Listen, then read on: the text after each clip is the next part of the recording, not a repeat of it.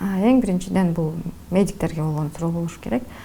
Ошол эле окулистке кайрылып эле ал нерсе менен эмне кылсам болот, кантип оңдосом болот деп ошолорго кайрылып көрсөңүз болот. Агер бул нерсени оңдолбойт же эч нерсе болбойт десе, анда психолог менен иштесеңиз болот. Эң биринчиден адам ойлойт экен да, менин сырткы келбетим аябай маанилүү деп. Ооба, башында маанилүү болот экен. Анан адам менен сүйлөшүп атканда адамдын сырткы келбетине көптөгөндө эле кандайдыр бир көңүл бурбай калат экенбиз сүйлөшүп атканда.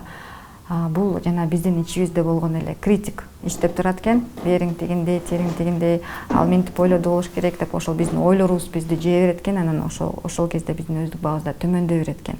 Эң биринчиден жана айткандай эле медиктерге кайрылып көрүңүз. Экинчиден ошол критик менен кантип иштөө жолдору аябай көп. Эң биринчиден бул сүрөт менен иштесеңиз болот, ойлоруңуз менен иштесеңиз болот, денеңиз менен иштесеңиз болот. Адистер менен иштегенде жеңилирээк болот да. Азыркы учурда мындай көптөгөн техникалар бар, бирок ал жөнүндө айтканда көп убакыт кетип калат.